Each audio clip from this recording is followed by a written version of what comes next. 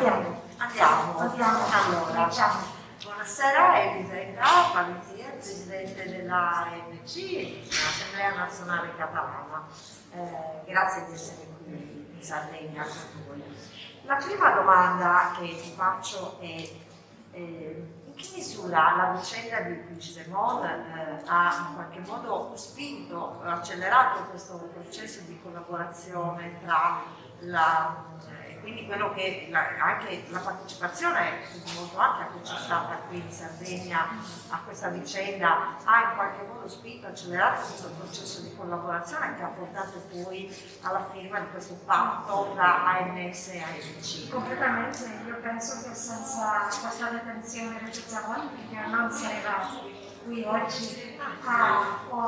Io sono stata in Sassari per accompagnare Puigdemont nel tribunale, sì, l'arresto, e adesso ho conosciuto la Presidenta dell'Assemblea Nazionale Sara e abbiamo fatto pranzo insieme e lei mi ha invitato a venire qui.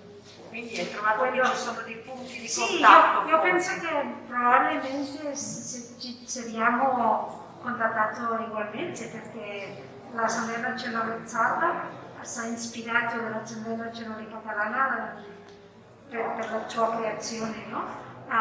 Probabilmente in un'altra occasione ci saremmo scritto, però questo l'ho accelerato. Sì, bene. Sempre la conoscenza personale è importante, certo, per ricevere un correo elettronico di un'associazione che non conosci, quando conosci le persone è importante perché si scambiano le idee, le azioni, le attività e soprattutto si condividono i valori, no? I progetti. Proprio a questo riguardo, noi forse abbiamo ancora un po' di strada da fare.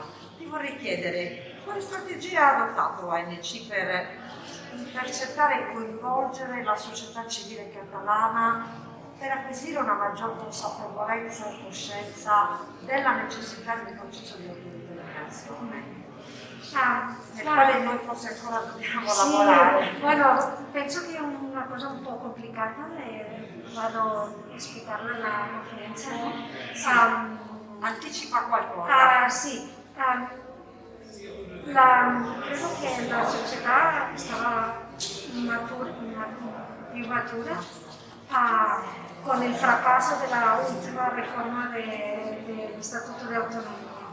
Ha creato una gran insatisfazione nella società catalana e la cosa che ha fatto bene l'Assemblea Nazionale Catalana è lavorare la base di un modo indipendente di partiti politici e con due strategie che è la mobilizzazione popolare, la territorialità, essere presente in tutta la Catalogna e la pressione ai partiti politici dell'epoca che non c'erano chiaramente indipendentisti essere più consapevoli di questa sì, questa trasformazione del catalanismo a un indipendentismo l'Assemblea Nazionale Catalana lo ha visualizzato con mobilizzazioni massive dopo di lavorare durante un anno piccolo a piccolo poco a poco in tutti i paesi della Catalogna, no? Discretamente, questa è la prima manifestazione dell'Assemblea, è stata una sorpresa per la gente che non sapeva che si faceva molto lavoro discreto prima di questa manifestazione.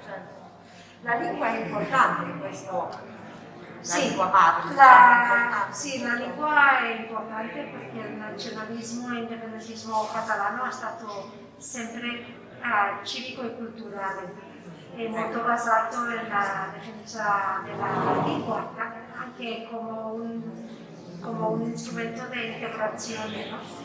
Tu sei Bueno, è una forma di diventare catalani anche rispetto alla lingua propria della Catalogna. Certo.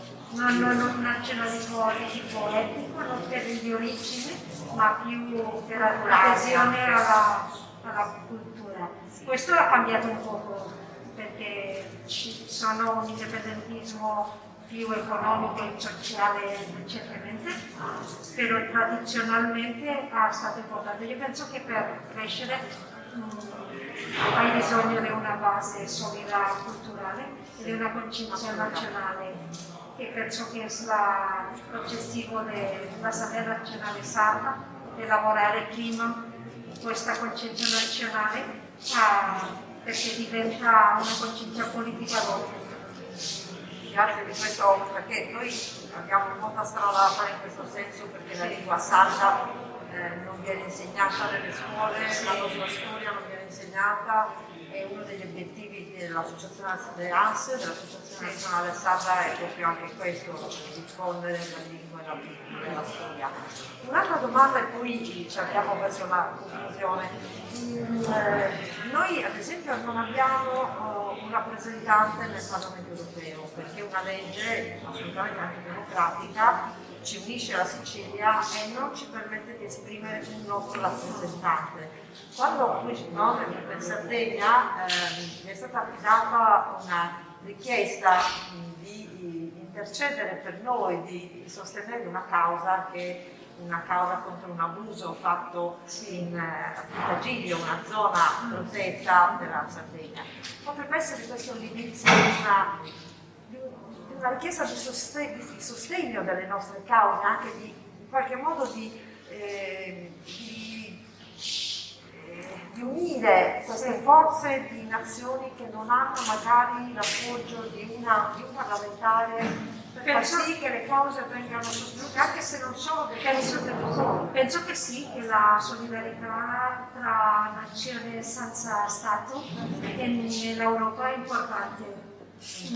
È un passo importante essere solidario e aiutare in situazioni come questa, no? Lui ha accettato volentieri, è stato per noi importante. Che sono molto ingiuste. Sì. L'ultima, e chiudo, è quanto è importante l'autodeterminazione e la liberazione della donna. Sì, per me è molto sentita. Sì, penso che l'autodeterminazione si iscrive in una protezione della democrazia, della liberazione della donna e anche di genere. Sì, penso che sono due cose che vanno unite, e che quando la politica è più dominata per le donne, le soluzioni politiche vanno meglio, più nel senso del consenso e della democrazia. Ti ringrazio davvero, Elisabetta. Grazie. Grazie.